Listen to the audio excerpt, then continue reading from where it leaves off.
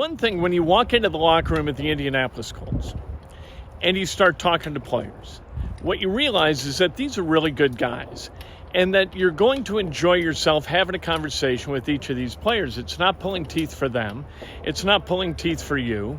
It's really interesting. And one of the most interesting guys, one of the most personable guys is strong safety Julian Blackmon. Julian Blackmon has said that he's moving to strong safety and he really likes the strong safety position. Let's have him tell you about that, and you get to hear about bowling because the Colts had a bowling outing yesterday, and that bowling outing, who's the best bowler? It's the guy who owns his own ball. That's always the case. You see a guy walk into the alley carrying his own ball, do not bet money with that guy. How you guys doing? First off, congrats on the finals prediction. Thank you. That's exciting for that. How do you feel to be at strong safety and just being back out there? This was the ones and mentoring that group, being at both leaders and backside. Feels good, man. Luckily we had a really good leader in Roddy McLeod last year, so I just go through the film and watch what he did, and how productive he was, and I do take it upon myself to lead these guys because I now am the vet in the safety group. So just being able to take that upon myself to do everything that I can to make sure that these guys are ready is really how I want to approach this year. How different is this role, I guess, compared to just the way you played safety in the past year? It's more productive, honestly. You got to really just tune in on your keys. And I think that's the biggest thing. That's the difference. At free safety, it's more of an instinctual, whereas at strong, you're much more vocal. So I just got to pay attention to my keys and understanding what I'm supposed to be looking at pre-snap, and I'll be good from that. The time just late last year at nickel, does that help you at all make that kind of transition? Most definitely, and that's why the coaches, they trusted that I would do well, because at the end of the year I started to get pretty comfortable at nickel, so just understanding the spacing and playing in the box more, I really feel comfortable right now, but it just, it's never, I never got it, so there's a lot of learning that I still got to do, and I'm willing to do it. Did you play nickel at all at Utah? I played a little bit in the slot, yeah, so I was mostly corner, and then, some games they would have me play nickel, so it's not like it was just something foreign to me, but I just had to get used to zone drops. That was the biggest thing at nickel, man. Is just you have to see a lot. I give a lot of praise to Kenny Moore, man. I don't think that people give him enough credit because you got to really be smart and just understand zone space. And when it comes to nickels, how do you view this season in terms of urgency, just individually, a contract year, those sorts of things? How do you kind of view it for yourself? It's definitely something that comes across my mind, but it's not something that I want to focus on. At the end of the day, I got a new job for me, and that's strong safety, and I'm willing to approach it and attack it as best as I can. That's one thing that I'm always willing to do is anything for the team. This is what the coach wants me to do, so I'll do my best. And I'm just excited for this challenge, man. At the end of the day, I know, like you said, contract year, but for me, it's just one day at a time. So that's all I got. Change every year, obviously, but is it kind of unique how done that defensive backs room is right now? It is. I didn't really think about it too much until I was out here during OTAs, during these practices, seeing these guys. I'm like, man, we got a lot of talent in this group. We're really young, so I think it just comes down to us, pushing each other right now. It starts right now, man. It don't start at training camp. It starts today. It starts tomorrow. Whatever we can do, and that's why we all get close. Off the field, we all just talk about film. We're all just doing what we can to make sure that we're taking the steps to, be a young but a vet group. Coach Pike mentioned you all having a bowling outing yesterday, just kind of breaking up OTAs. That's one. How does bowler are you? Number two, how important are those interactions when you're not, I guess grinding away at football, but you're still grinding away at relationships and things like that? I think it's really important, man. We all felt like little kids again. That's kind of what it felt like when Coach was like, "Hey, we're going bowling today."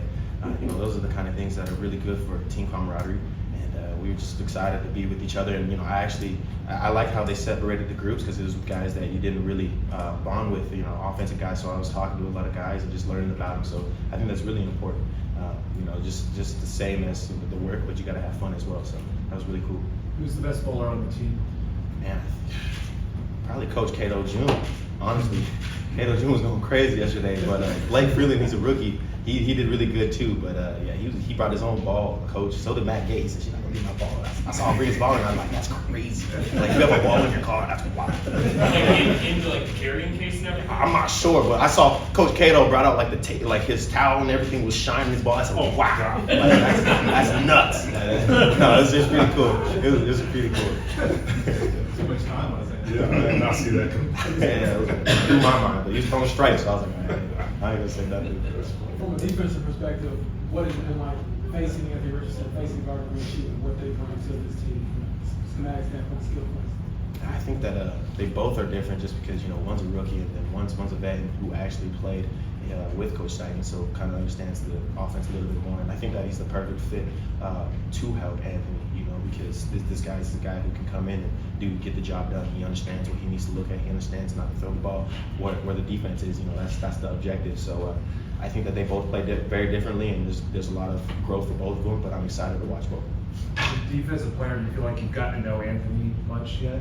Not really, honestly, not really. Other than being on the field with him, he looks like he's going to be a good leader, but he's young, so there's a lot for him to still understand and still learn. We're just excited for him, man. Like we said, whoever's back there at quarterback, we're just there to back him up, man. That's all we are here to do as a defense. Last one for me. How much do you just enjoy being able to compete in something you can't hit anybody with, like a couple breakups today, things like that, and being able to talk? Like, how much does that add to what you're building here in your early offseason? It's so exciting, man. Like I said, I really enjoy this strong safety position because it's very productive. It's a chance for me to kind of show what I really can do. And I'm just excited that I've been able to, fit into it well. Like I said, it's just similar to nickel, but just a little bit different. And it's fun to trash talk, man. That's my main thing. And I think that it just brings a little bit of energy and a little bit of juice, And I also hope that the offense kind of is like, okay, he's gonna talk.